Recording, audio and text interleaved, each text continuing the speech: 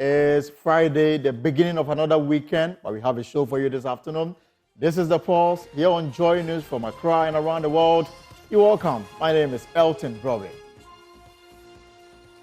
And this afternoon, we put a spotlight on non-communicable diseases as the World Health Organization affirmed that about half of all deaths in Ghana are caused by the NCDs. Today, we have all the experts to help us address this problem that is now assuming crisis proportion.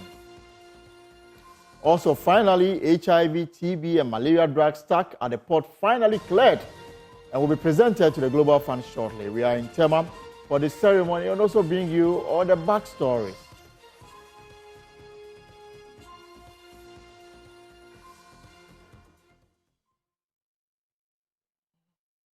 We also bring you all the day's top stories, including the upcoming parliamentary primaries for the MPP in the Ajuso constituency, where we are now learning that the former MP, Kwabena Owusu-Aduomi, has decided to contest the Ajuso seat as an independent candidate.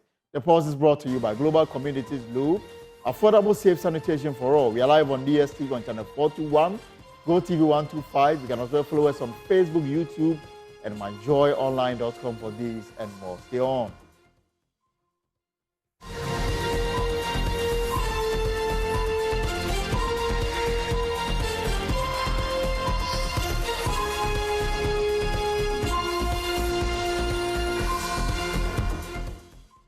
We are back, and this is a health-endorsed, program this afternoon we have for you. Now, let's start from Tema, because the Global Fund is this afternoon taking delivery of medical supplies shipped to Ghana to support the country's treatment of HIV, tuberculosis, and malaria. The drugs have been stuck at the port, that's the Kotoka International Airport and Tema Harbor, for almost a year as government haggles with the Global Fund over the import duties at $3.6 million. After months of pressure from the media, civil society groups, the Ghana Revenue Authority is today clearing the medical supplies.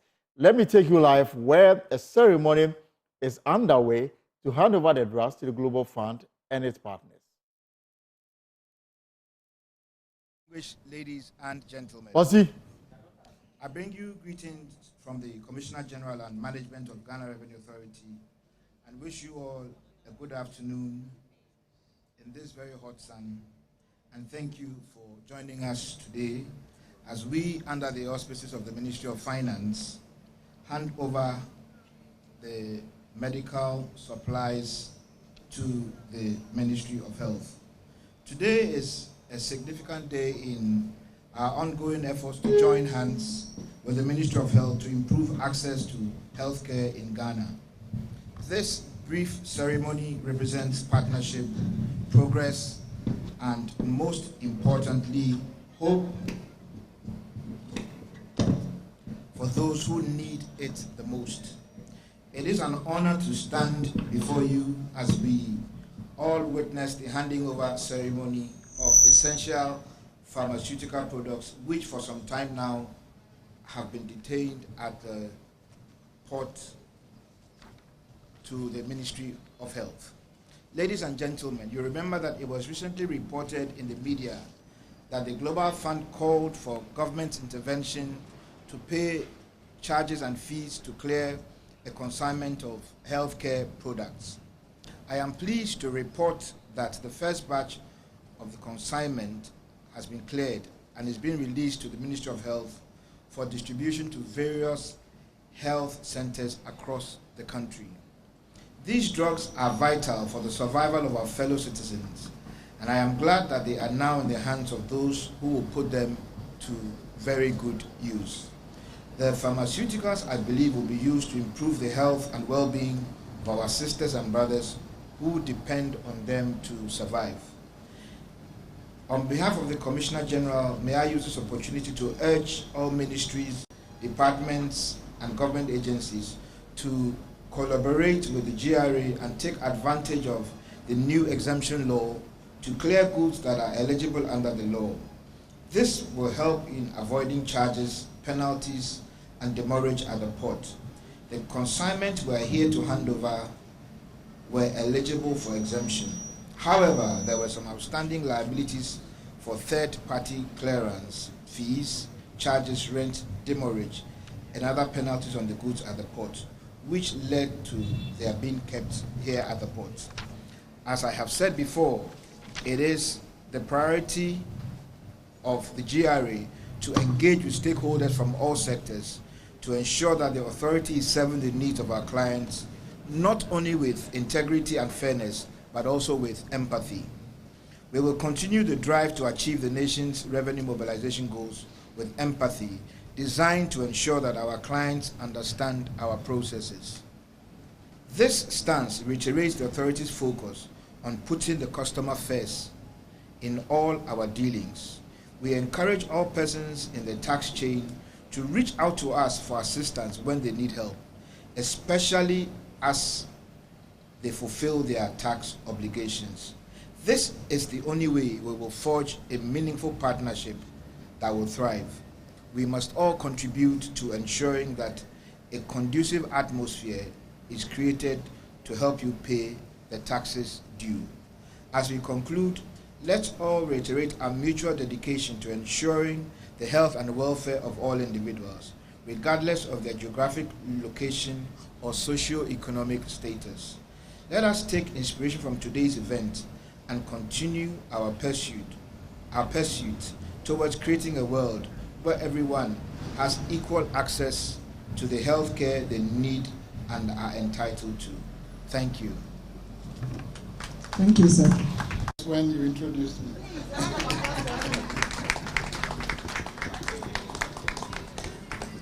I need it because I'm here to share a good news. And so you have to welcome me well.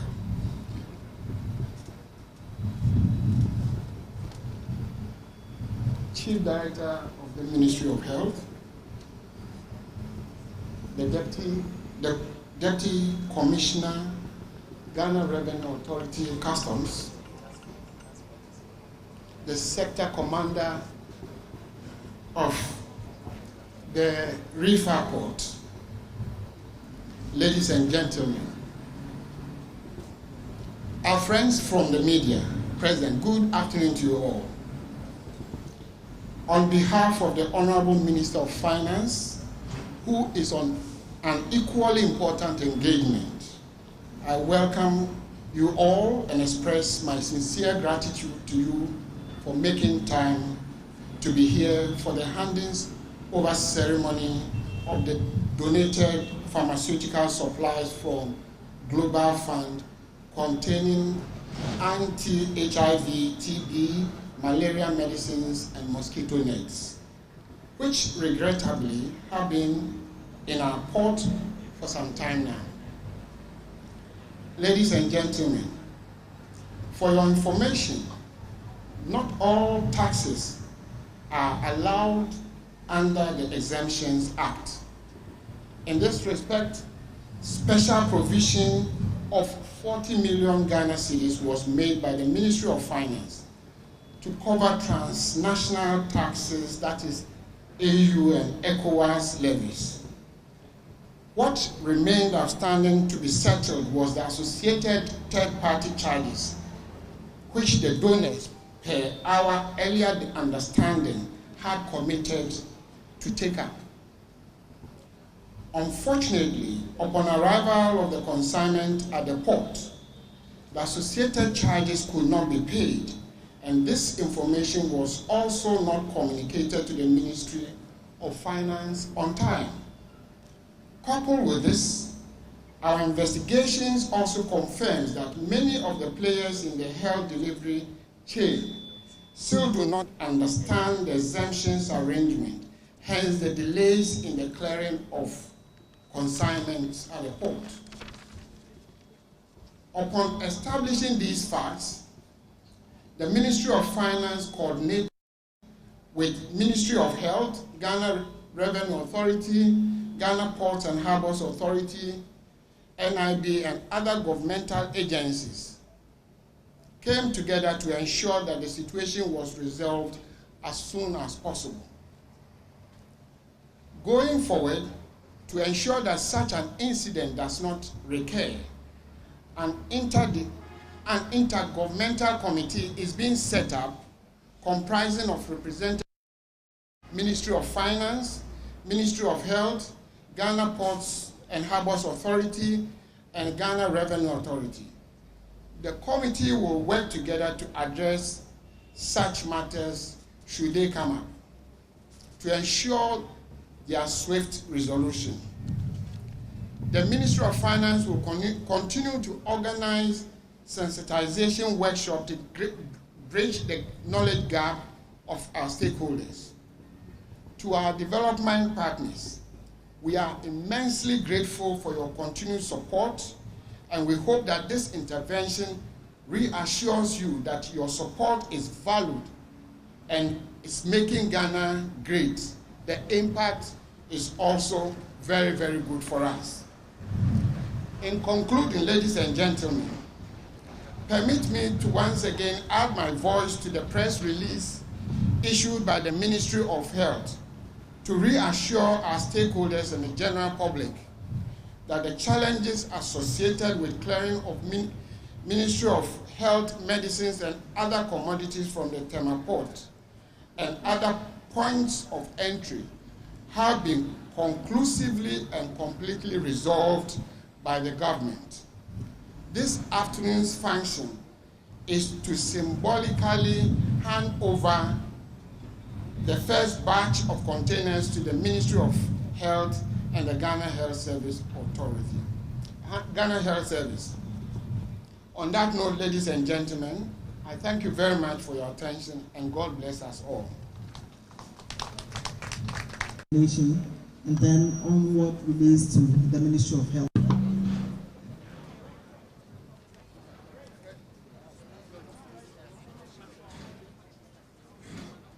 Honorable Minister Designate,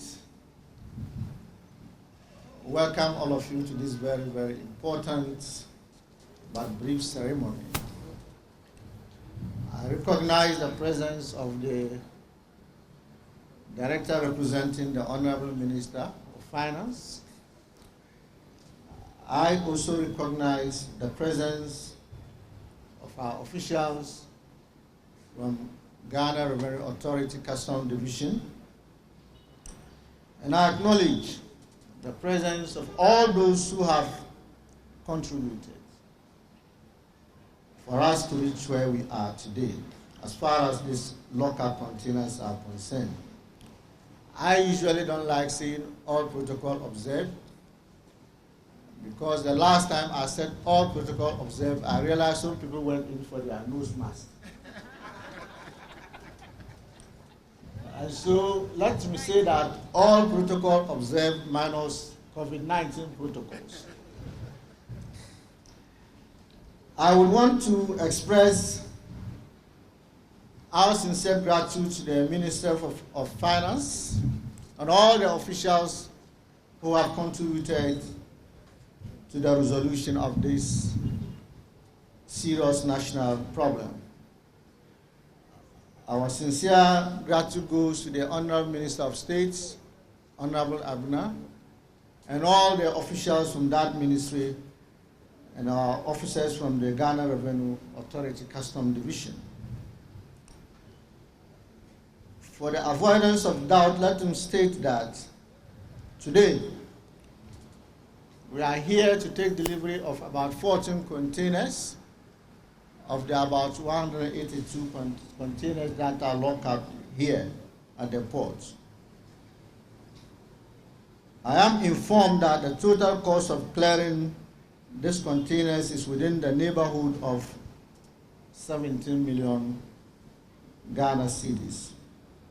Now let him state that from January to April 2024, there has been about 34 shipments to the Kotoka International Airport, as well as the Tema port.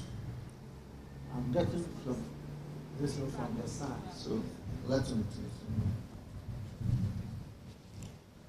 Now, the recent shipment of the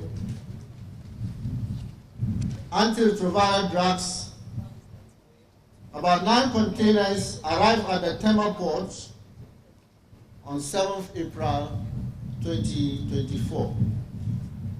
And the clearing process is likely to be completed with delivery to the warehouse expected shortly, not later than 19th April 2024. Let him state emphatically that so far, about 267 containers out of the 435 containers of Global Fund commodities have been cleared from the Tema port. They include bed nets, antiretroviral medicines, malaria medicines, and injections, as well as TB medicines for the 3 vertical program under the Global Fund. We have about 168 more containers left to be cleared at an estimated cost of approximately 17 million Ghana cedis. And this includes non-medicine commodities like bed nets and rapid diagnostics tests. Today, as we have already been told, 14 containers of health commodities, comprising 10 containers of malaria rapid diagnostic tests, 1 container of malaria injection, and 3 containers of malaria medicine will be delivered to the Ministry of Health for onwards transmission to the warehouse. Acknowledging that the investments in the health require a multi-support, both financial and technical, we pray and hope that the Ministry of Finance and its agencies, like the Ghana Revenue Authority, the Customs Division, as well as the general public, will continue to support our ministry, that's the Ministry of Health, in delivering on its mandate of ensuring access to quality health care for the people of Ghana. Let me state, for the avoidance of doubt, that we have read through the media that Global Fund has suspended delivery of vaccines and medicines to Ghana. This is false. It is not true. Global Fund has not suspended its support to the good people of Ghana, and Global Fund has no intention of suspending support to the good people of Ghana. We want to thank you so much for the support that you have given us throughout the year. We hope that going forward, the media, you will support us in our desire to deliver on our mandate. Thank you so much, and God bless you. Thank you very much, sir. We started with that.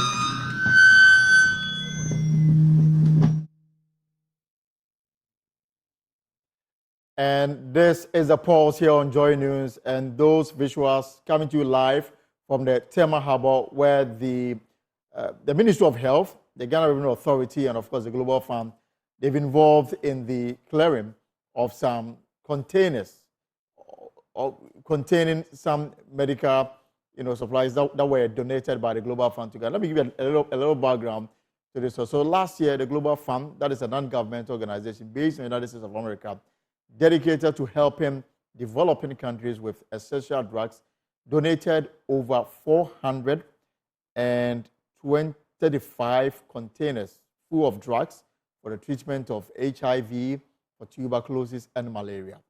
When the containers arrived in the country, government, as part of the agreement, Global Fund was expected to make some money available for the payment of duties to cover the containers.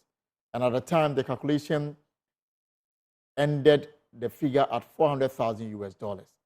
Now, later, the Ghana Revenue Authority brought up some other obligations that Global Fund was expected to meet, and that included some levies and taxes imposed on importation of anything into the country, that will go to some transnational, bodies like ECOWAS, the EU, and the rest. So when the drugs, according to the Ministry of Health, came into the country, the Ministry of Health paid 40 million Ghana cedis to cover the transnational taxes and levies. Now, the Global Fund was also expected to pay associated taxes, and that amounted to $3.6 million US. The Global Fund says that it was not in a position to cough up such amount, knowing very well that the drugs were actually donation to the people of Ghana for free. And that has been the back and forth from last year up until now, after sustained media advocacy on this matter. The GRA new boss promised that by the end of this week, she was going to make sure that they cleared the containers at the Tema port. And those were the visuals we brought you.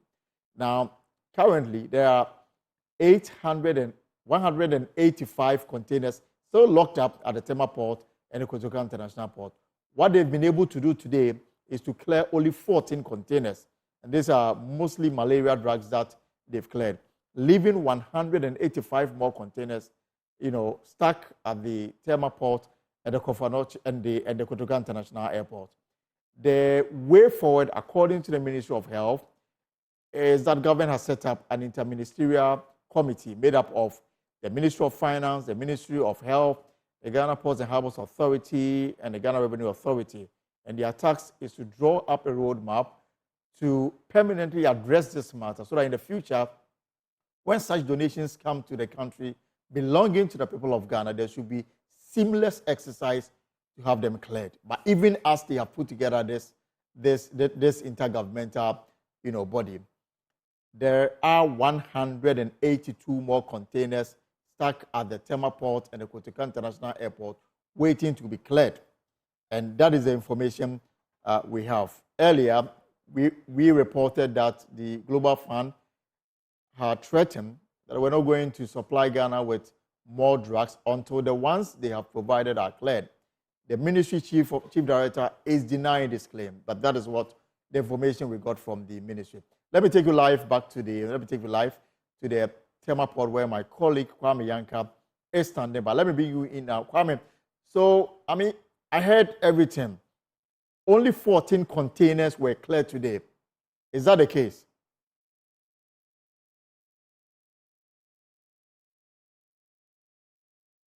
So this is the first step for which the remaining containers will be cleared, because this could be seen as an important step, having waited for close to a year to have all these containers being stuck here at the Tema port, with content being needed at the various health facilities to take care of malaria, HIV/AIDS, and then tuberculosis. 185 more yet to be cleared. Earlier, we were told that government was going to clear 20. How come only 14 were cleared today?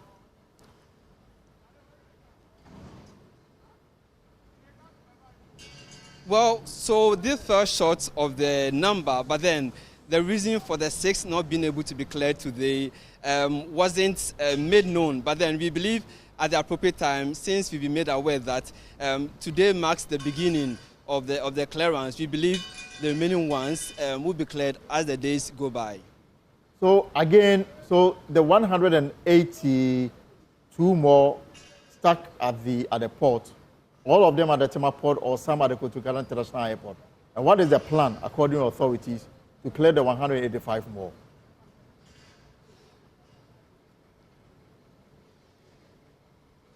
Okay, so during the speech of the Chief Director at the Ministry of Health, in the person of Alhaji Hafiz Adam, he said that these containers were coming into the country from the into the country through the Tema port as well as the Kotoka International Airport. Right. So we believe that these 2 points of entry have been the receiving point, I should say, for these medical supplies needed in the country.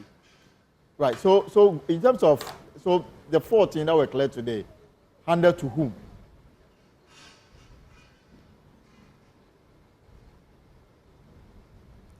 Okay, so it's been handed to the Ministry of Health and then the Ghana Health Service for the onward distribution to the various health facilities to be put to use.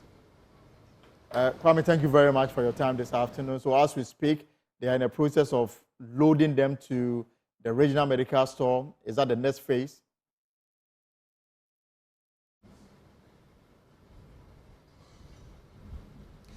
Okay, exactly, Elton. So right behind me were low-bed containers, container trucks loading these medical supplies to these. Okay, so under the guidance of Ghana Health Service and the Ministry of Health to the various stores for onwards distribution. All right, thank you very much, Kwame Yanka. He is our Tema regional correspondent, bringing us the latest on the clearing of these drugs that have been stationed, or if you like, embargoed at the Tema port. Now, let me bring in Ernest Amwabene Austin. He is one of key individuals in the health sector, non-governmental organizations that have been championing intervention in this area to have those cleared. And he had indicated that we're going to go on a demonstration next week if this was not done. Today, there's been some kind of a movement on this matter. Mr. Mwabin, you're welcome to the pulse here on Joy News. Yes, sir. Right, so we were promised 20. 14. Thank you very much and a very good afternoon to you. Yes, and it's a pleasure to have you here. We were promised 20 to be cleared today. Only 14, leaving 182 more stuck at the Tema and the Kotoka International Airport. At least this is a giant step, isn't it? Well, thank you very much. First and foremost, we welcome this particular development.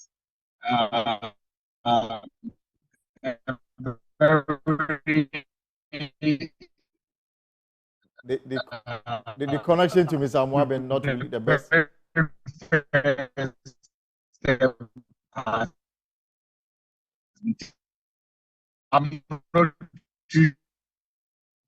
Yes. Yeah, I think the connection to Mr. Amwaben is not the best. We'll try and reconnect with him so we can have a step. So, Mr. Amwaben, you can go ahead. We lost you briefly. Okay, so I was making the point that we welcome this development. You described it as a giant step, and I said I was not sure that was a giant one. But the most important thing is that we want these communities cleared, and the process has started. So we are very happy, and we welcome this development. All right. So again, we still have to contend with 182 more at the Tema and the Kotoka International Airport. But more instructively is the pronouncement that when the containers came in, the Ministry of Health paid 40 million Ghana cedis for transnational taxes and levies. And the Global Fund was supposed to also meet some obligations. What is your understanding of how this worked? Whether or not the entire blame cannot be put on the government of Ghana, and that Global Fund should also take some of the blame. Okay, thank you very much. So as we have indicated, normally when the Global Fund makes such shipments, they add what they call the PSM cost. That's the procurement supply management costs. And it covers freight and then other third-party charges at the ports. What happened in this specific case that we are dealing with is that when the commodities were sent, the Global Fund made available those funds, all right. But then it came at a time when we had increased our port levies and charges. Number one. Number two, there was a waiver that we required for ECOWAS, AU, and COVID-19. Parliament needed to waive off those taxes and levies, but then that was not happening. So the Global Fund was asked to pay. And they said no, they don't pay those taxes in all the countries where they ship commodities. So if anything at all, government needed to get a waiver from Parliament so that the goods will be cleared. Because in the past, this has never been an issue. So the Global Fund did not understand why it was an issue this time. So that was exactly the situation. And then the way forward, as announced by the Ministry of Health and, of course, the Ghana Revenue Authority, is that government has put together an interministerial team made up of the Ministry of Finance, the Ministry of Health, representatives from the Ghana Ports and Harbours Authority, and the Ghana Revenue Authority to lay out a roadmap to deal with this in the future. What will be your recommendation? Yes, what I would say first and foremost is that kind of tripartite arrangement should include the CCM, that's the country coordinating mechanism of the Global Fund, because we are very important stakeholders in this whole matter, and so we should be part of that particular arrangement. But like we have always said, we are still going to go ahead and send our petition to the presidency, because we believe that this shouldn't have happened in the first place. So the arrangements that the GRA and the ministry say they want to put together, we want to be sure that indeed we'll follow through with it so that there will be a lasting solution.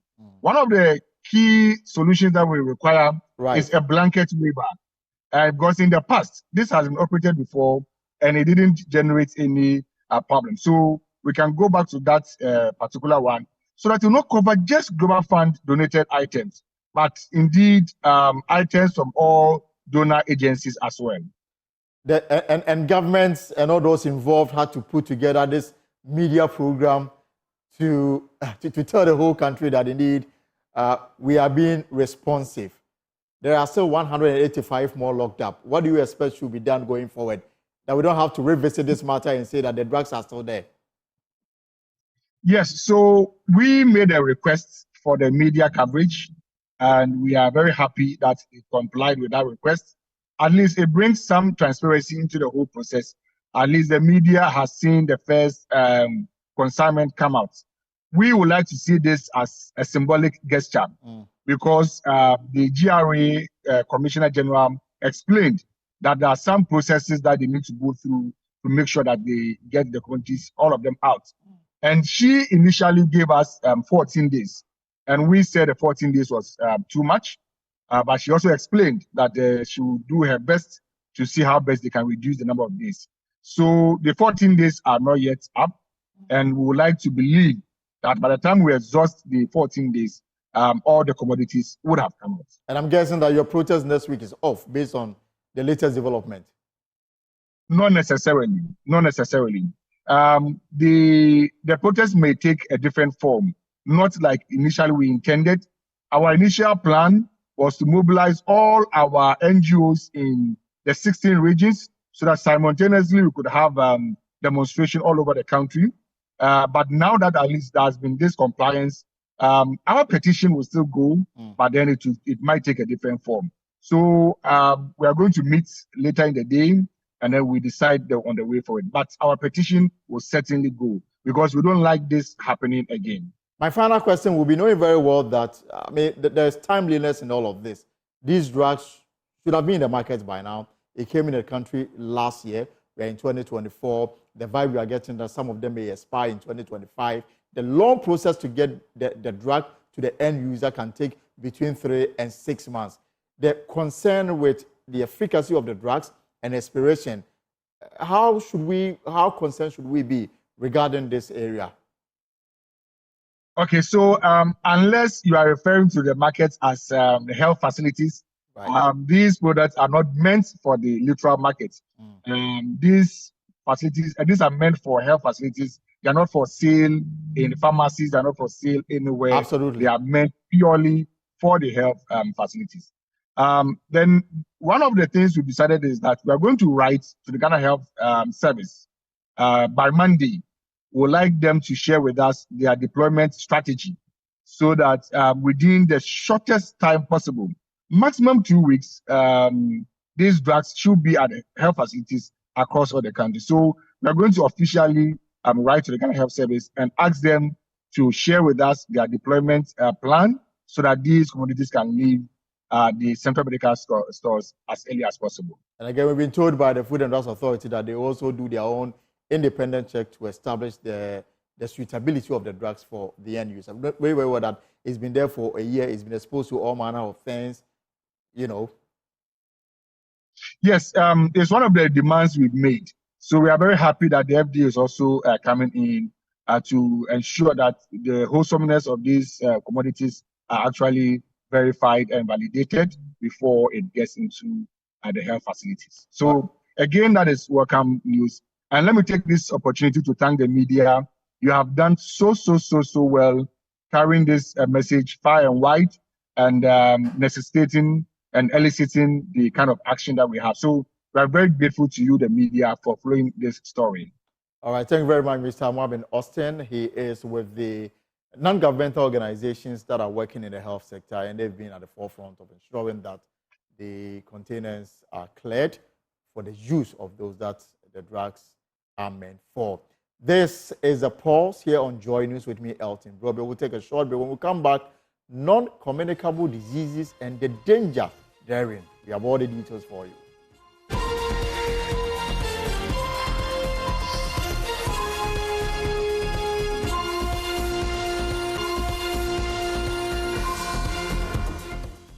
Brobe, you're welcome back. Now, I told you earlier on that this Friday is just a health pause, and that's what we'll be doing from now till we sign off.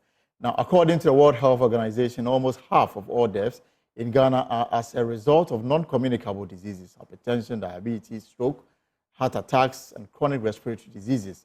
This makes NCDs the scariest, if you like, diseases for anyone living in Ghana. Luckily, though, we have the power to keep it in check or under control, because the biggest source of the problem comes from our poor eating habits, lifestyle, and the biggest one, ignorance.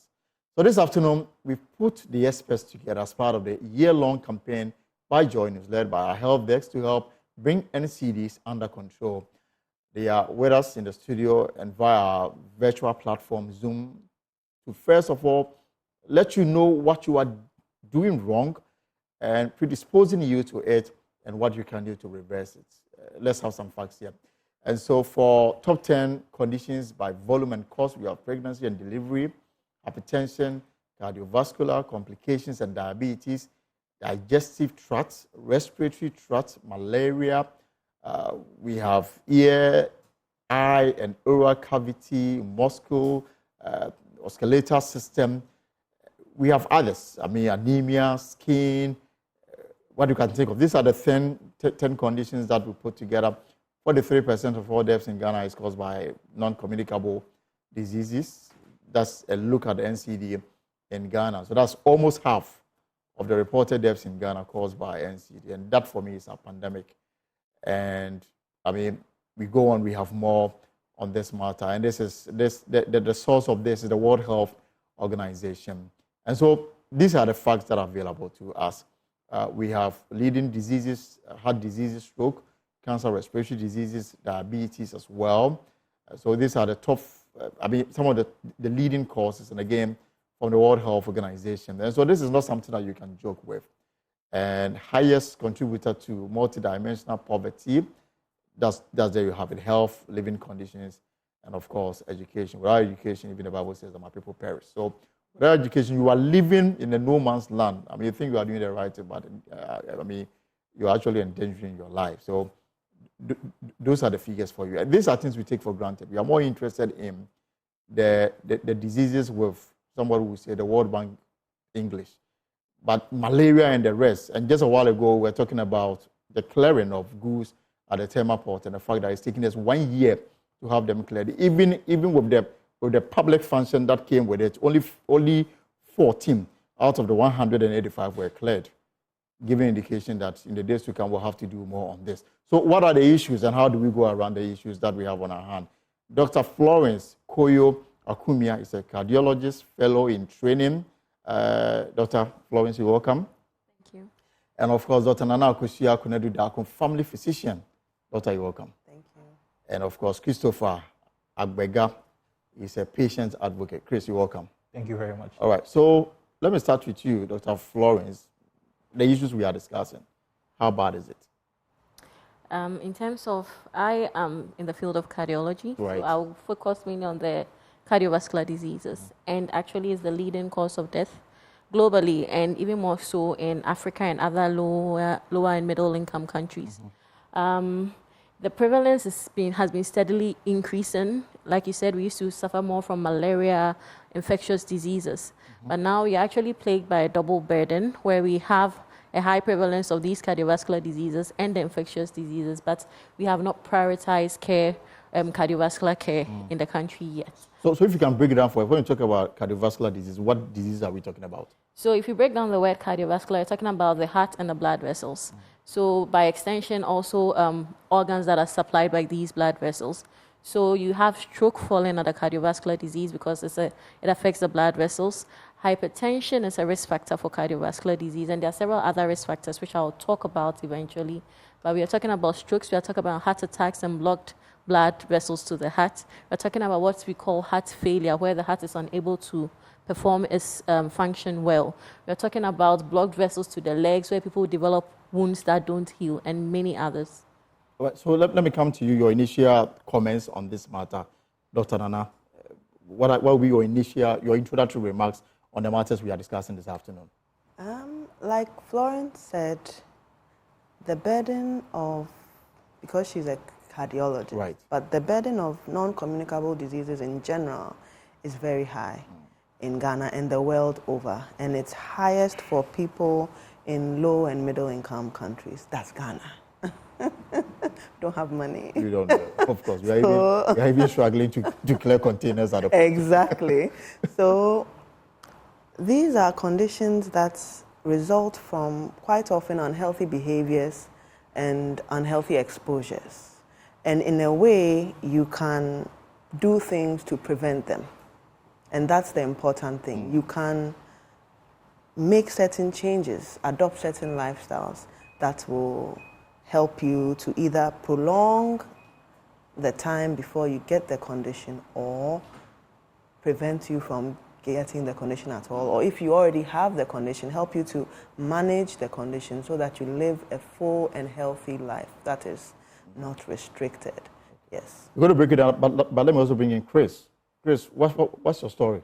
Thank you so much for having me and also for the panel put together. My story has been 17 years of living with a neurological condition, which is also an NCD. And for me, anytime, as a patient advocate, anytime I'm given the opportunity to speak, I try to broaden the scope for us to understand that there are key stakeholders responsible for the entire NCD prevention, treatment, care, and support space. So normally, yes, you hear lifestyle, it's true, but most of the time, you realize that the regulations that are also needed to ensure that we have safer environments where, as a youth or as a young person, you can strive without having to, fall into some of these things that have suddenly found its way into our environment.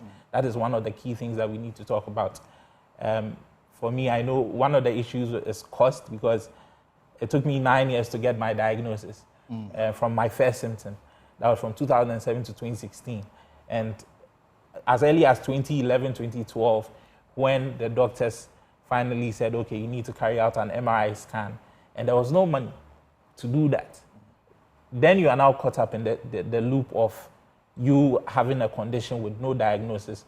You are now taking medications. You don't know for what reason, but then you are also trying to manage the condition as you go, until I finally got my diagnosis. And so I think that would be my opening statement, for us to understand that when it comes to NCDs, there are multiple stakeholders involved in handling the issue of NCDs. And the thing that almost half of all deaths recorded in Ghana is from NCDs. Yeah. I don't know who's going to take the question. Why is it so? I believe it's multifactorial. It's not just one thing. He mentioned a few of the things. It takes so long for people sometimes to even get to know that they have a condition, sometimes through no fault of their own. For instance, he said he started experiencing symptoms and he kept reporting to the clinic, but they weren't able to get him a diagnosis, partly due to a funding issue, okay? But there are some people, you may not even realize that you are having certain symptoms. So you are having those symptoms, but you are not aware that that's a problem. So you keep living your life until one day it gets so bad, it lands you in the hospital and they're like, oh, you have diabetes, oh, you have this problem, oh, you have that problem. Quite often, because we are not screening, we are People are not even taking medical texts. Yes, early detection, yes. So there are some conditions that once you hit a certain age, you should be screening. And then we also have certain belief systems. Our belief systems around Tofiakwa, it can't happen to me. No, we'll spend our time at the church to pray. Make donation. Our belief systems are also something that sometimes hamper the diagnosis process. Then when we do have a diagnosis, consistency and maintaining a management plan is sometimes difficult because taking medication every day is not a simple thing. Again, it comes back to funds. Can you afford the medication? I mean, there are so many issues. The church matters. I think that one can be classified under education. Oh, some very educated people will still come and tell you that. I live with somebody who is very close, and she's always listening to the radio. Anytime you hear a medicine, the next thing you see, the person is going on there to go and buy. Exactly. And I told her, you sent me to school, so you should start to allow me to educate you on some of this. But she finds confidence in the things she hears on radio rather than going to the hospital and have the matter really checked. But when I also look at the rank, hypertension and the rest topped. Yes. Why is it so? And now I'm getting to even read about people in their 20s, early 30s, being exposed to this. Is lifestyle the real issue, or there are more underlying issues that we are not aware of? Okay. So I'll first speak to the fact about the more than half, or almost half deaths are due to NCDs. Like it was said earlier, NCDs cover a whole spectrum of diseases, respiratory diseases, heart diseases, and the like, neurological diseases and the like. So definitely they will come together to form the bulk of the deaths that occur in the country. Right. And why is cardiovascular disease ranking high, is being black is a risk factor for cardiovascular disease. Being black is a risk factor for cardiovascular disease. Among other races, which also Asians also have high risk for cardiovascular disease. So that is one risk factor for it. And with our socioeconomic status and educational level, it's also difficult to finally come to a diagnosis. Like she said earlier, oftentimes you don't have symptoms of it. So you usually come with a complication of it. And once complications develop, they are one after the other, and oftentimes it's difficult to control. Now, being black, being hypertensive, usually the hypertension in blacks is more difficult to control. Why is this so? Is it because of the way we are born? It's part of our genetic makeup, and we call something salt sensitivity. So we found that the hypertension in blacks is a salt-sensitive hypertension. So that's why one of the major things we hammer on is the salt restriction, or taking less quantities of salt as part of the lifestyle management of hypertension and other cardiovascular diseases.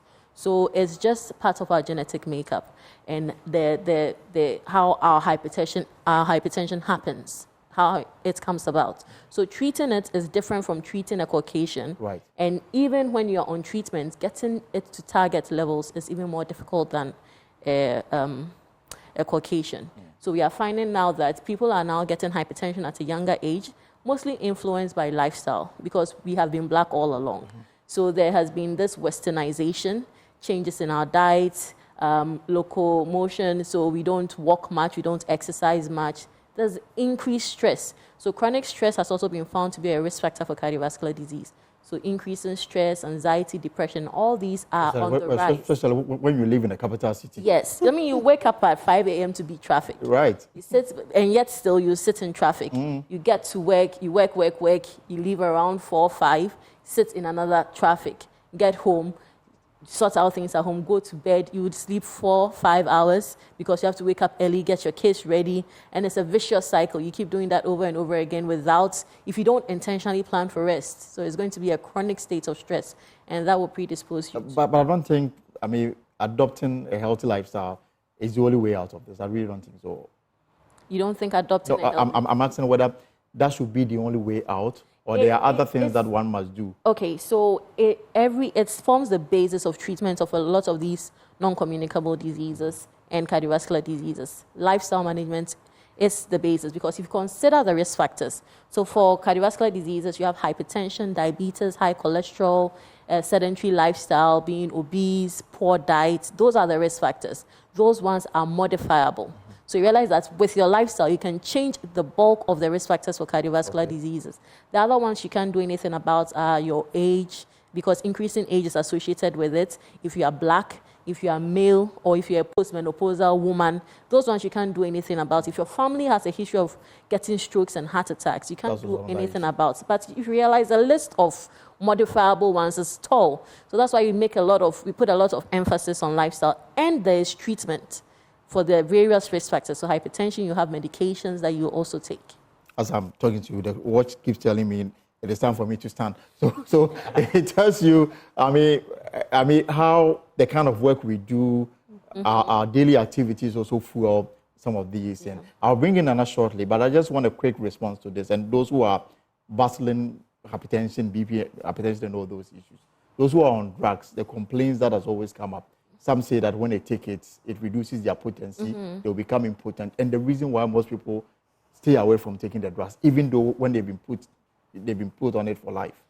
Yes, that's a problem we have. A lot of our male patients who are diagnosed 30s, middle-aged patients, they don't want to take the antihypertensives. Yes, some antihypertensives have been associated with erectile dysfunction. It is well known. But hypertension itself, its complications, blocking of the vessels, can also result in erectile dysfunction. So if you take the medications and you have erectile dysfunction, what we expect you to do is report to the doctor that this is what I have noticed. Is there a medication that can reverse it? There are alternatives. When you are on BP medication? So there are alternatives we can use if you experience that side effect. Mind you, not everybody will experience that side effect. So if you come and you report it, there are alternatives. We can try that. If we are out of options, then we give you something to counteract that erectile dysfunction effect while still being on the medication to control your blood pressure. Because without the medication, you may still end up with erectile dysfunction, or you may end up with a stroke and you won't be able to use... And you will die. Yes, you could die and you will still not be able to use the organ in the first place. So. Right. Now, I mean, let's look at the Ghanaian general approach to his or her health. I mean, 2 days ago, I hosted somebody here. She has throat cancer, so she's lost her voice. She went through surgery and they gave her this artificial, there's a tube that helped her to speak. And she said that she was having issues talking, and then she had swelling of the face. When she went to the hospital, she was diagnosed. But when she got to know of it, she had reached the fourth stage, or stage 4, which a lot of people, according to her, had died because they didn't report on time. And I'm guessing this sits in the overall Ghanaian appreciation to his or her own health states and how readily they are ready to understand what is going on in their body and take remedial measures to correct it if possible and to live a healthy lifestyle. From what you know so far, what you've done, the education and everything around it, is the Ghanaian really ready to understand his health state and take the necessary steps going forward? Thank you. I'd like to start this question from the fact that if you're talking about Ghanaian, then we'll look at not just the people, but our policies as well. So, yes, we have different levels of prevention. You want to put in policies that help people make right choices. Then you also want to educate people so that they know and have that power in knowledge. Like you said earlier, for lack of knowledge, my people perish. So when you have knowledge, it gives you a certain power.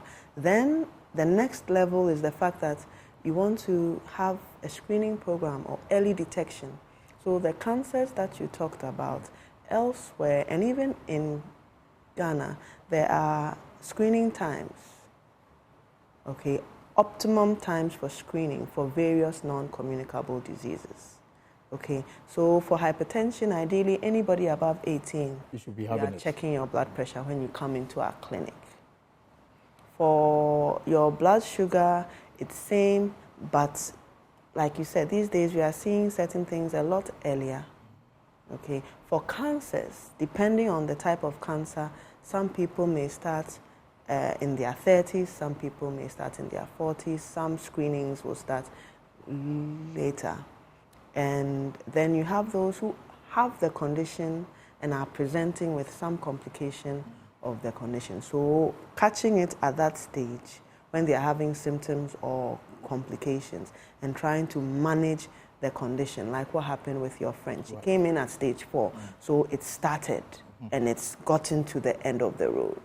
Even, she was even when the signs were clear, yes, she was taking antibiotics and all the, thinking that it was something else, yes, and not cancer. Exactly. So I'm coming to that. So there are different levels of prevention.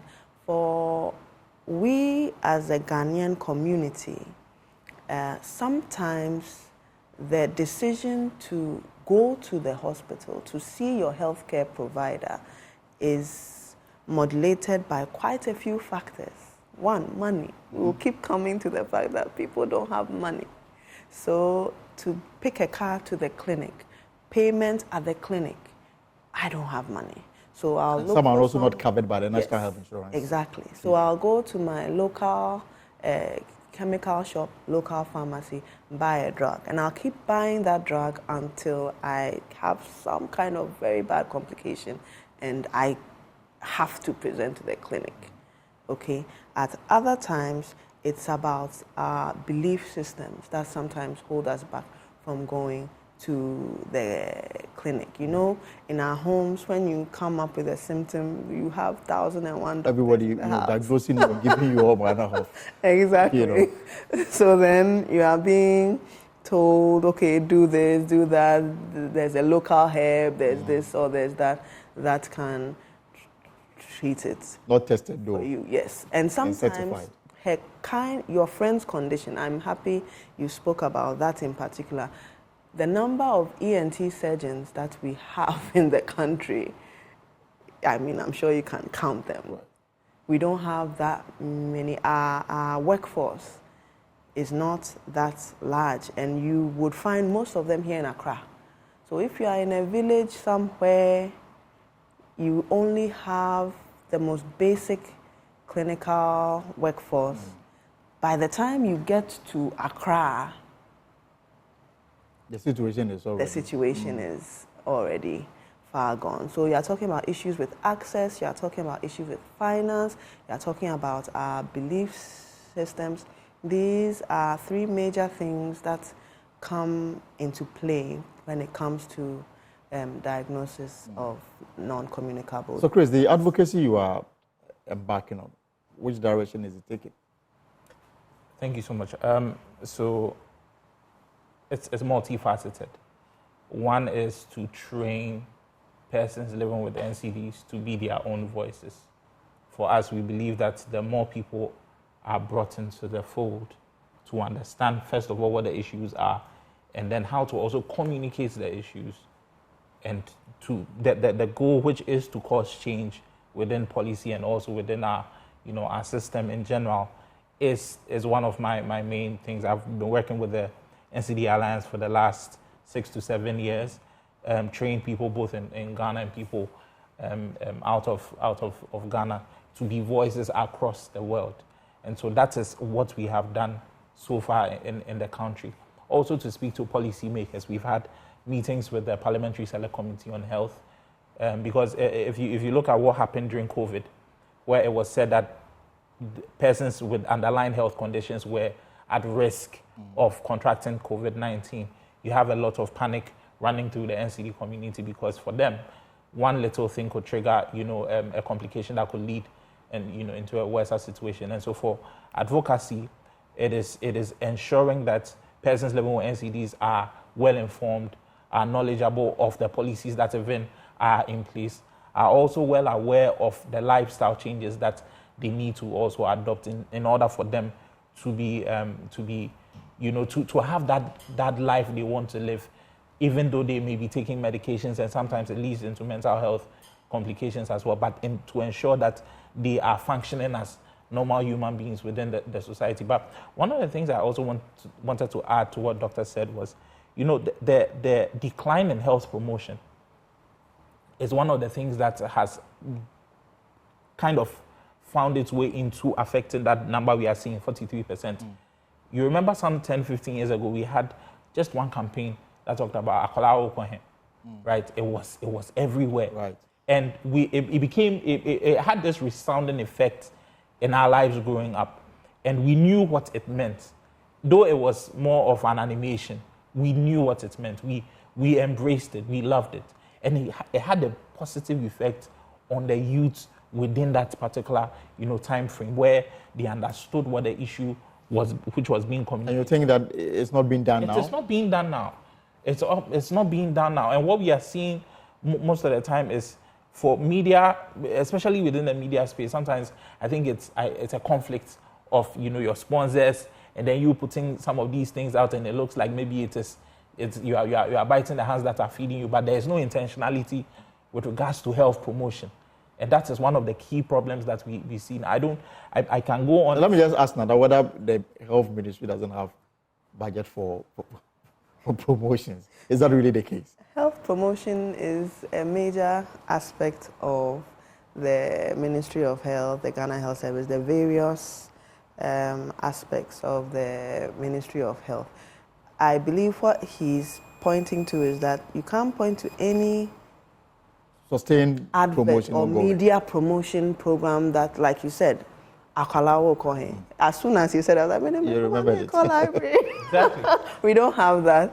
And I believe that's what he's talking to. Not necessarily that there's no health promotion going on. Clinics, hospitals are doing health promotion every day, all the time. But that kind of catchy things that would help you to recall. There's something he said that is very important. Self-management, right. Self-advocacy.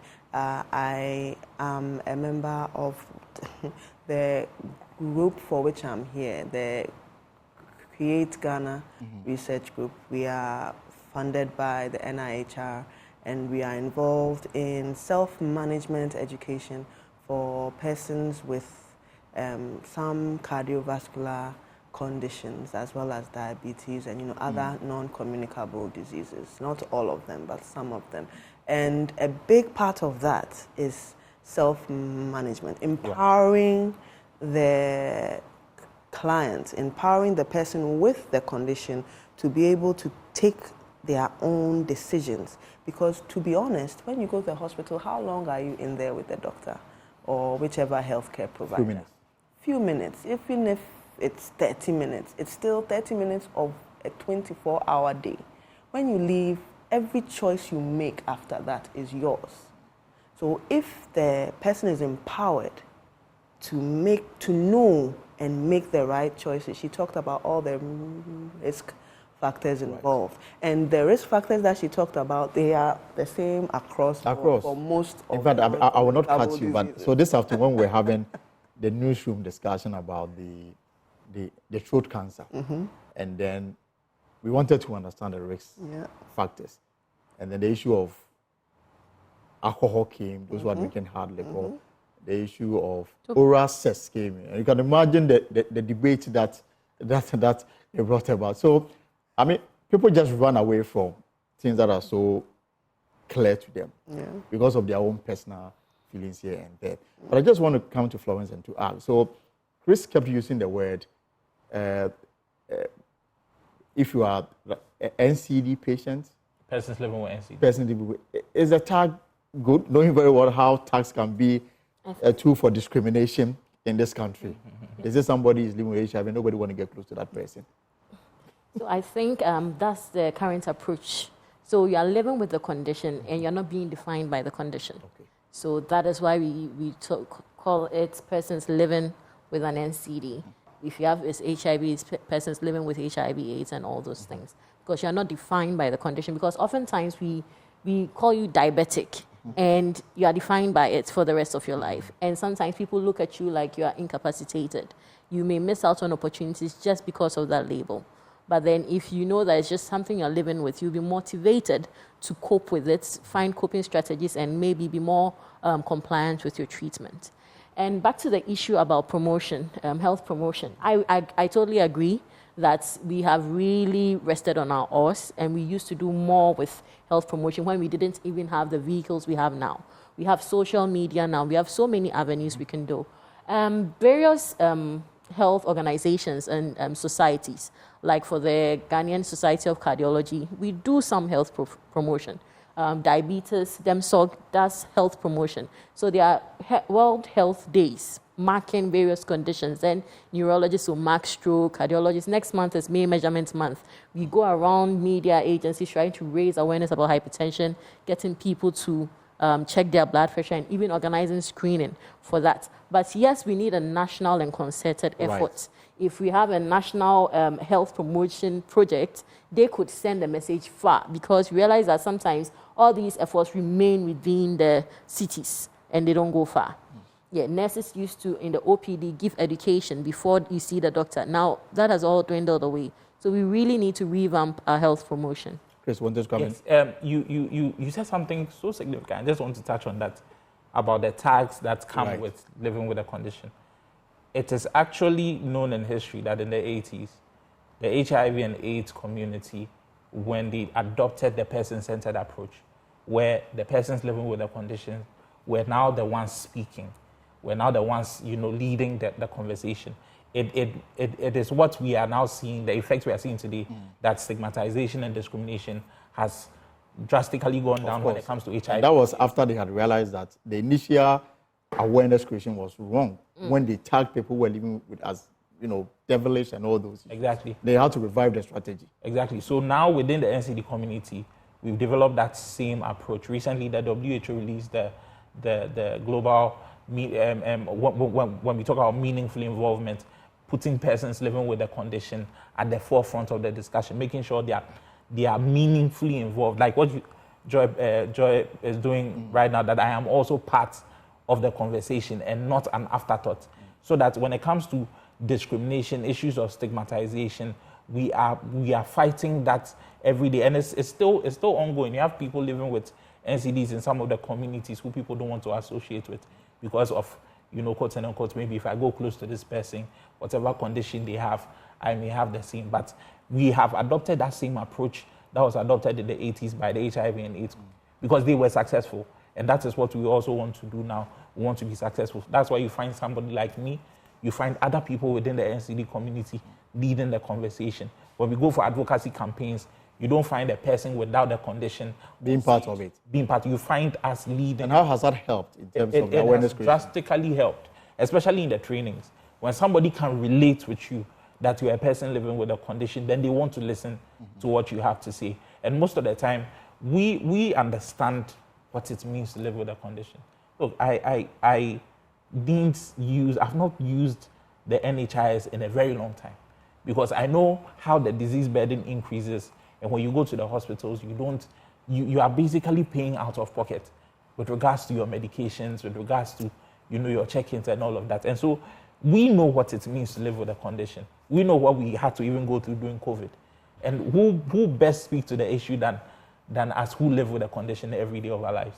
I think it's good, and I just want to come so that we can look at the way forward as we go. And personally, I appreciated my health very much. When in February, I woke up and walking was difficult because I was having so much pain from my right leg all the way down. And then when I went to the hospital, I was taken through a thing. There was a process and then MRI. And then the conclusion was that they call this sciatica. It's been very painful. And I've taken a lot of things for granted. But what that thing taught me, then I came to realize I should be periodic in terms of understanding my body and what it wants. So now going forward, what should be the approach and what would be, what are the takeaways that those who are watching us should take from this conversation in terms of their own health outlook? Okay. So firstly, I believe from the beginning, we've not really defined non-communicable diseases for your audience. I think we can do that now. So non-communicable diseases, they are a group of diseases that, when we say communicable, it means that I can give it to you. So infectious diseases, so COVID, let's say HIV, TB, if I do something, I can give the condition to even cough, cold. I can cough on you and the whole room will have a cold by next week or next 2 weeks. Okay, but non-communicable diseases are diseases that if I have it, I can't give it. You can't transfer.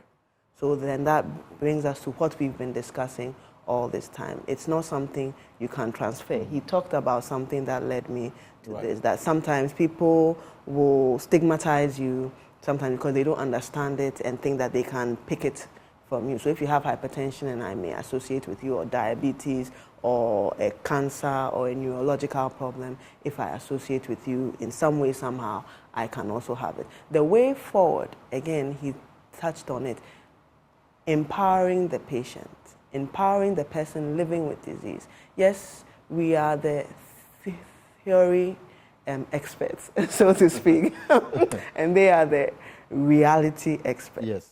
Okay. Usually, managing a condition should be individualized and personalized. What you do for Amma is not what you would do for Kofi, because they don't have the same circumstances. But all people living with non-communicable diseases, one of the things that you want to look at is management of risk factors. The modifiable ones that Dr. Akunia spoke about. You know, the salt. We love salt. Kobe, tolo beef, and all the comininis. We love it. We put it in our food. There's one they call salted beef. Salted, yes, that's tolo beef. Sorry. Salted beef, salted pork, all the good things that we like to put in our meals. The oils, the palm oil that we drizzle on our food. So we are looking at our salt intake. We are looking at our choice of food. It doesn't necessarily mean you have to stop taking certain things. Again, it's individualized. But you must know what the food is doing to you when you eat it.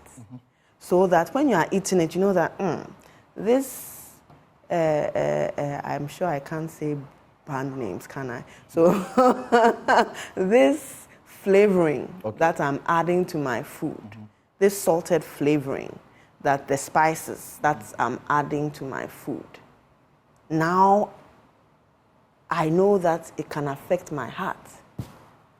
It can make my hypertension more difficult to control.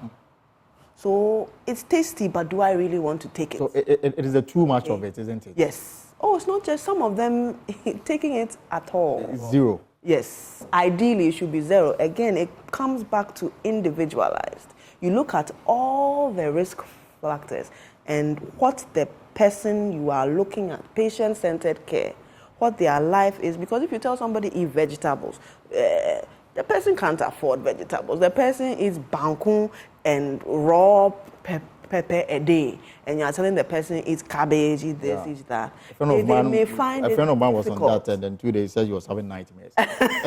And so she couldn't go ahead eating the vegetables. However, there are options. Maybe they are thinking of lettuce, cucumber, this, that. But we eat okra, we eat kontomire, we eat garden eggs. We have our own local options. We drink light soup.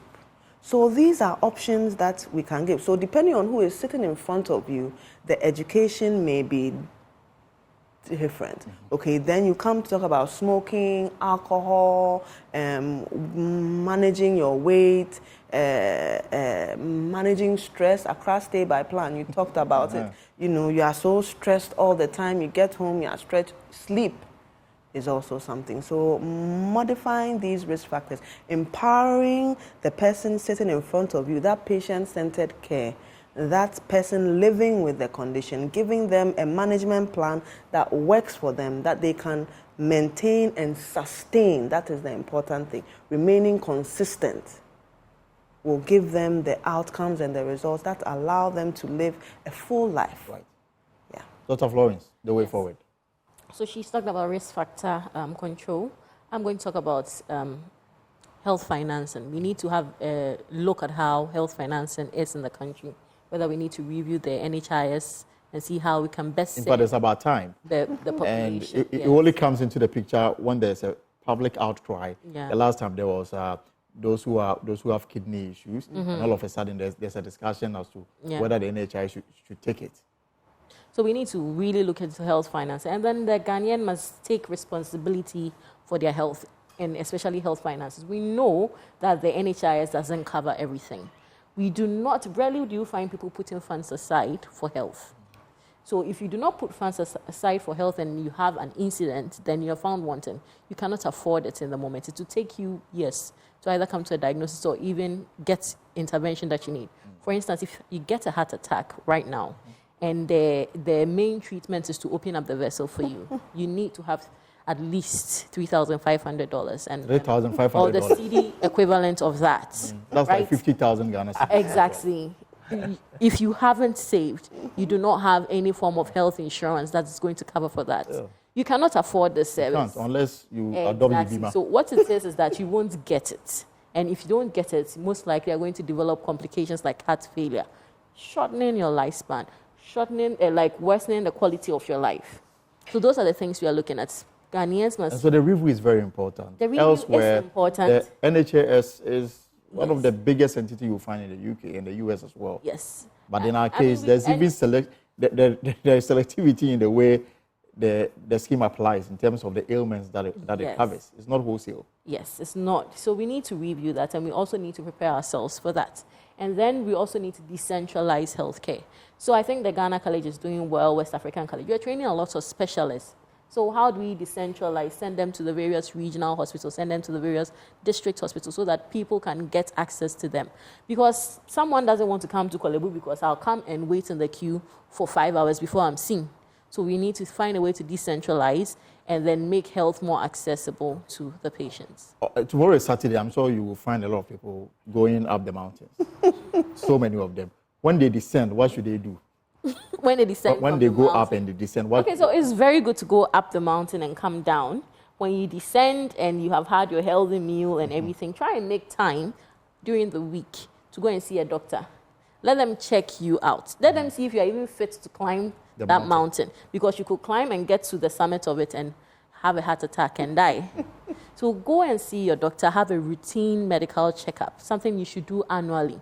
Let them check your blood pressure, your blood glucose, your cholesterol, your weight, your height, tell you your BMI, and give you advice as to how to maintain or even improve your health. Then you can go ahead and do your walks and all the other things that you enjoy doing. Chris, you have the final word. Once again, I would want to say thank you for the opportunity. For me, health literacy, first of all, is important. Health literacy for all. Everybody needs to understand the increased burden of NCDs in the country. 43% is alarming. That is half of all deaths. We don't want to turn Ghana into a graveyard of NCD patients or persons living with NCDs, where that is all we see every day. Health literacy. Unfortunately, if you see the influx of new pro-NCD products in our market, it is no surprise that the youth are the ones that are at the receiving end of these. Now, you have all these e-cigarettes that are so attractive, and unfortunately, it's targeting most of the females, and you see them, and it looks fancy, but you are looking fancy, leading your way onto death, unfortunately. And so, health literacy is important, it's key. Government must also absorb NCD treatments, the cost of it. It's expensive. She mentioned an amount that you know that you can work 2, 3, 4, 5 years. You wouldn't arrive at that amount. For somebody, it's a lifetime revenue. Exactly. And so you are choosing between that and health that you are not too sure about, you even make it out of. You understand? That is where we are, which is unfortunate. So for me, I think that we need to come together. We need to understand that, look, as a person living with NCD, it is a burden. Stigmatization, it's wrong. You understand? And we will continually fight this. Meaningful involvement is key also. I want to thank Joy Prime for putting me on this panel. This shouldn't be the end. You'd want to see... But this is Joy News. Joy News, thank you. You'd want to see a lot more persons living with NCDs leading the conversation so that people will understand what it means. You understand? I don't want anybody to sit in a wheelchair.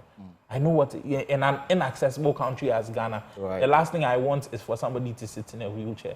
You understand? Because it is difficult. I wasn't born like this. I used to run, live my life, play football. Who knows? Maybe I could have been one of the best Black Star players. I am. Speaking on health. So you shouldn't you shouldn't get to this point before you realize you made wrong decisions, right? And so health literacy is important. Thank you so much. I'd like to thank you so much for coming through this afternoon. And of course, Dr. Florence Koyo Akumia, cardiology fellow in training, Dr. Nana Akusia Kunedu, family physician, and of course, Christopher Abwenga, patient's advocate. We've been discussing non-communicable diseases, and of course, the discussion will go on. Hopefully, we'll bring them back to evaluate what we've done so far and whether or not it's making any impact out there. This is the pause. We'll take a short break. We shall be back, and then we'll take you to the election headquarters.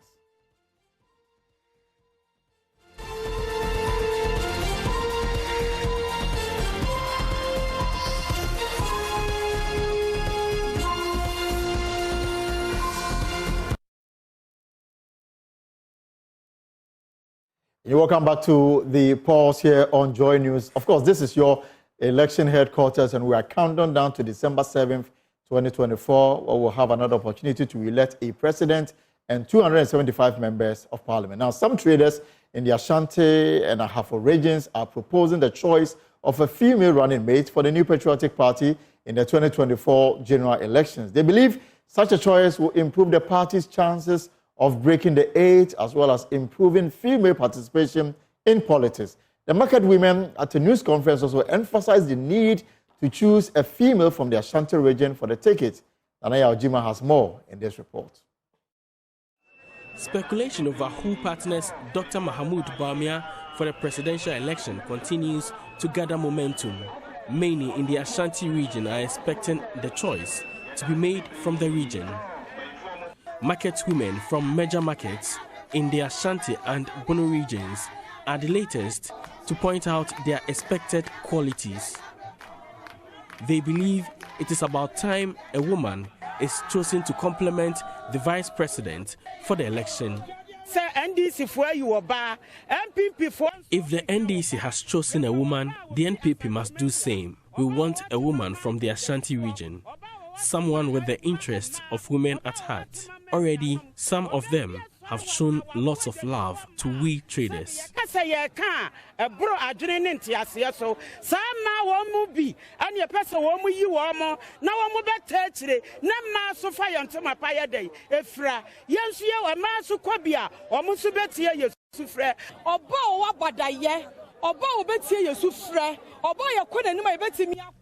We want a woman with genuine intentions about us. If they refuse to give us a woman, we will not vote the NPP. We will consider other options.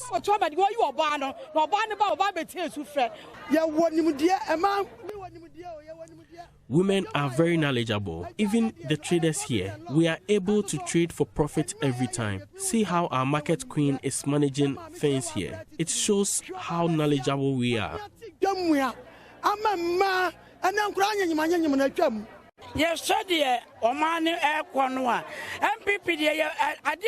We have love for the NPP and also vote them, but this time we want them to put a woman on their tickets.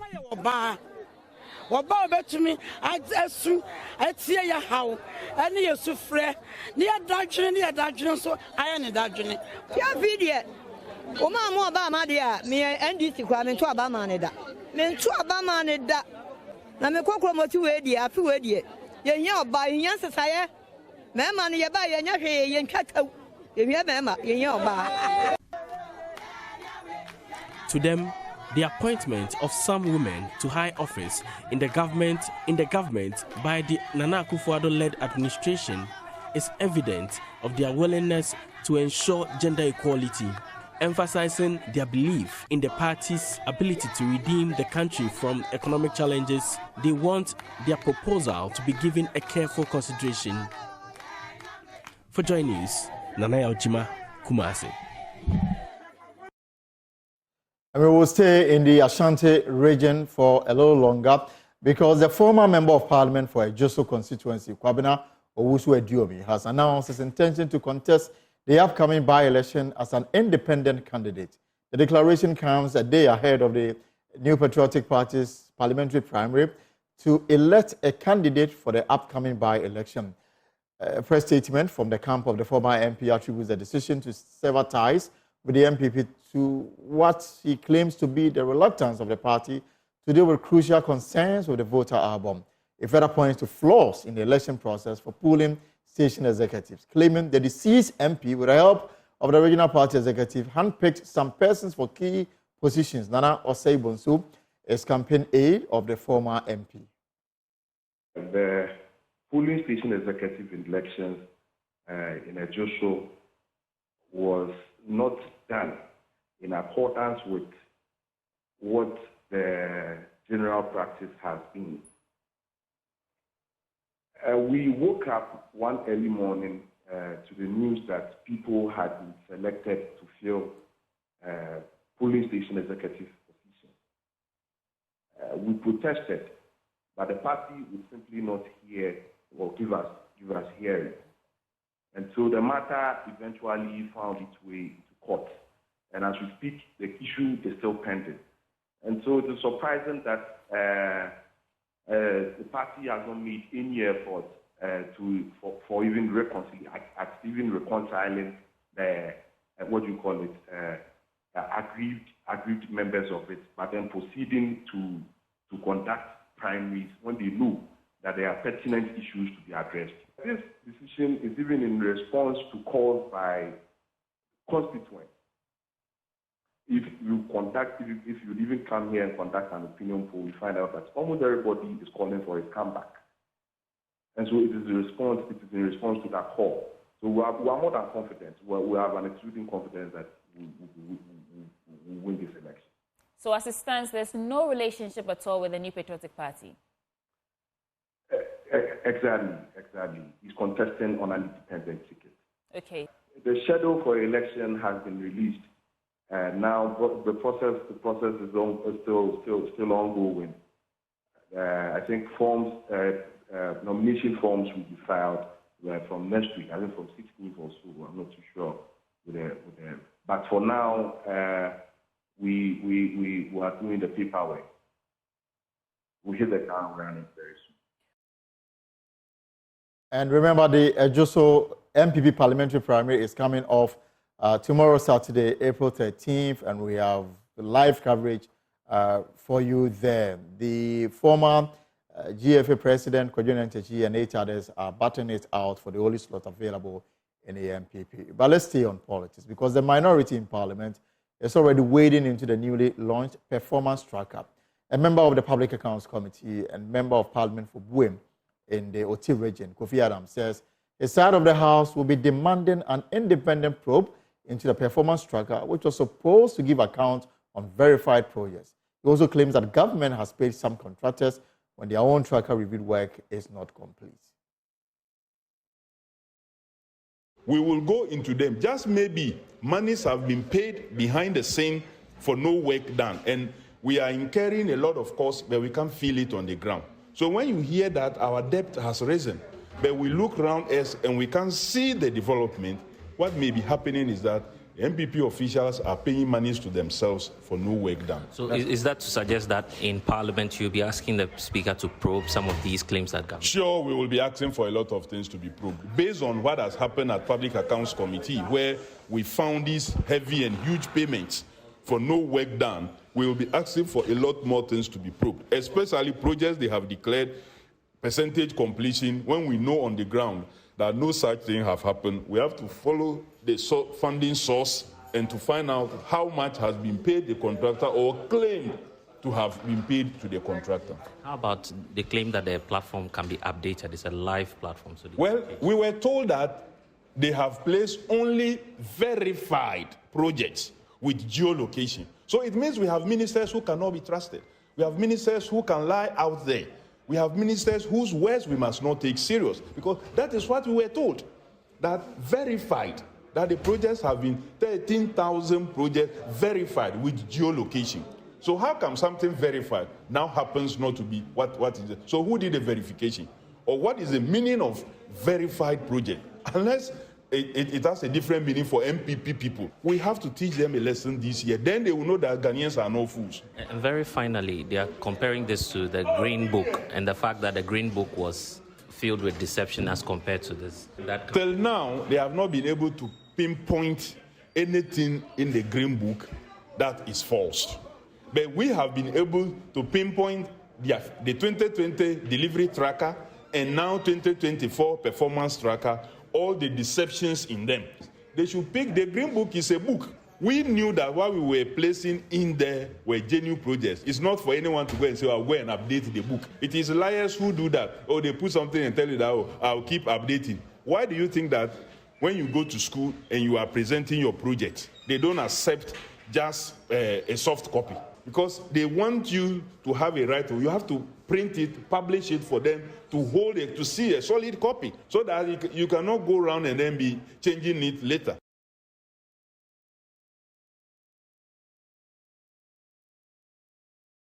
And now to some other stories now. And a 28-year-old Bolgatanga biker who is now on a cycling expedition to Accra says 3 key factors inspired him to embark on the journey. James Kumbini advocates for green mobility, particularly the usage of bicycles, which have no detrimental influence on the environment. He says engaging individuals on a trip to Kumasi and their reaction provided him a picture of how uninformed people are about climate change and the need to educate and sensitize Ghanaians about the phenomenon impact.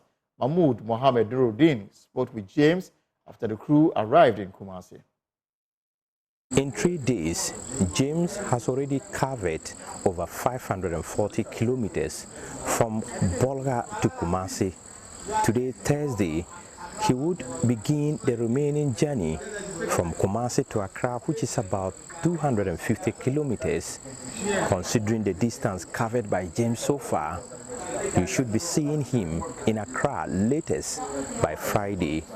But let's engage James about the challenges, great moments, and the lovely people he met on his way to Kumasi. We would also talk about environmental sustainability. What inspired you to embark on this challenging journey of riding bicycle from Bolga to Accra? You use your bicycle doesn't really produce any carbon emissions. So I said, no problem. Let me actually use my bicycle to actually promote it as an alternative means of transport. So if I promote it as alternative means of transport, we are shifting towards green transportation. And if we actually move to green transportation, what it means is that we are actually going to reduce carbon emissions in the atmosphere. And in the long term, we are also trying to control climate change, which is now a very big problem. So with all these, I said, I need to do something. I have to protect the environment. It's very important. So this is the major thing that actually sets me off to this journey. But aside that, there's someone called Joel Atinga. Joel Atinga is actually embarking on a Guinness World Record attempt in Accra.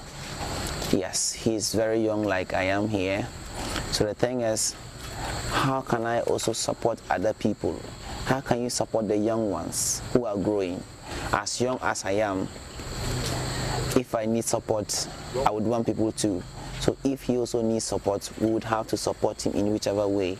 So I also said, let me use this, my trip, to also throw my support for him, that is to encourage him to also do well.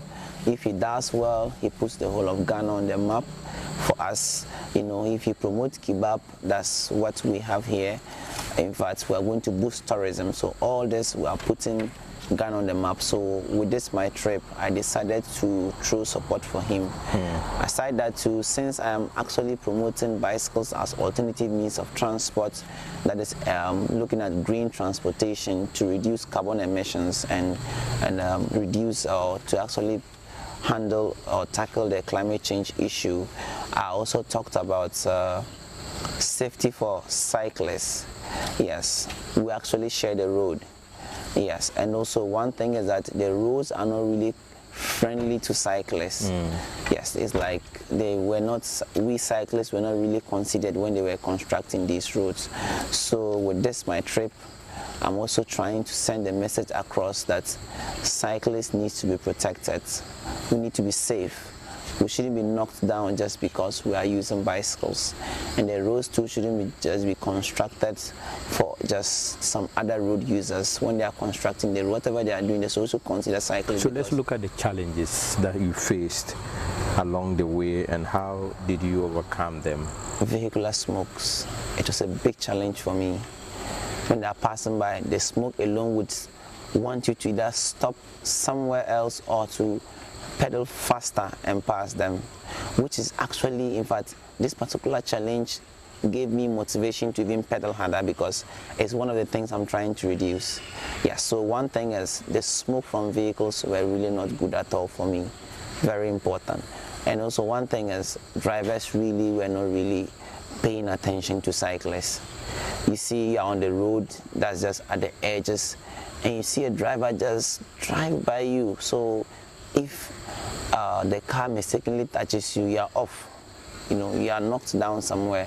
So one challenge is how other road users were not really friendly to me on the road. Yes. How did I overcome this? So when I see a vehicle coming, I just move, I get up the road. Yes, I just get up the road a bit and they pass and then I take the main road. I actually came with a road bike. It's not a mountain bike or a gravel bike. Those bikes are just meant for the third road. So if you are just off the road that's in the sun, you can actually fall. So whatever it is, I would still have to get back to the main road to ride. When you were coming, did you notice any difference in the challenges faced by people along the communities that you passed through? I saw some women and children actually carrying water along the roadside. They were actually in a queue. They were moving like in a queue form. So one thing that came to my mind was they don't really have drinking water, so they have to go somewhere else to fetch the water. So it's one challenge I also, one community problem I actually observed when I was moving. What advice would you give to others considering embarking on a similar journey or seeking to push this your own physical and mental limits?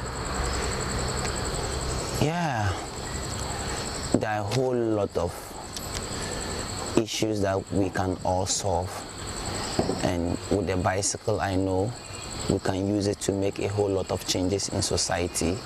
Yeah, so for anyone who wants to embark on an adventure like this, I would actually advise the person to do it and do it very well. Yes, there's no need saying the distance is far, as long as whatever you are going to do is going to benefit people and benefit community. You may suffer a little bit on the road, but it's not going to be forever. I'm doing 5 days on the road. After 5 days, I'm done riding.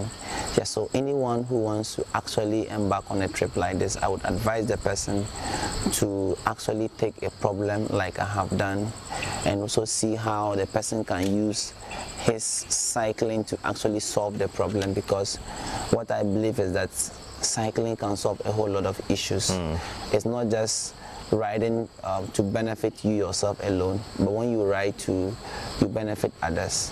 There are times that you ride and people are interested and you introduce them to it and also get the benefits. So you see that it's not just directly on you yourself, but the society. If we are able to reduce these carbon emissions, which I know it will, what will happen is a whole general benefit for everybody. So anyone who wants to actually embark on something like this, I would advise the person to pick one issue in the community, in the society, and actually go hard on it, because the issues are many and one person cannot solve all. We must all come on board. So anyone, anywhere who wants to actually embark on a cycling trip to promote something like this or something different, I would actually advise the person to do it and do it very well, because we need it now. Okay, so looking back on your journey from Bolga, what lessons or insights have you gained about yourself, Ghana, and the human spirit capacity for resilience and adventure? So one thing I've learned is that people don't know. People don't know. I think information still needs to be sent out to everybody, because sometimes we talk about when I meet others and then I'm telling them what I'm doing and the benefits it will bring. They think like once I'm riding, I'm getting it on just on me. So one thing is Right, so James is riding all the way from Bolgatanga in the Upper East region to the Greater Accra region. And according to our checks, he's expected to touch base in Accra by the close of today, Friday. And this is phenomenal. This is, I want to congratulate him for this journey. This is what we should be aiming for in the Guinness Book of Records, not some other things. But that's our show for today. For more stories, log on to our website, myjoyonline.com. Stories. Government admits 67 mistakes entries in performance tracker. There's this Nigerian called Bobrisky. He was arrested. He was asked about his sex. He says he's a male and he's been jailed 6 months. Mawen Atreba family to issue a statement and may her soul rest in perfect peace. My name is Elton Grobe. Whatever you are up to in the hours and in the weekend ahead, I hope it's profitable. Have a good weekend. We'll be back Monday with another exciting edition. Good evening.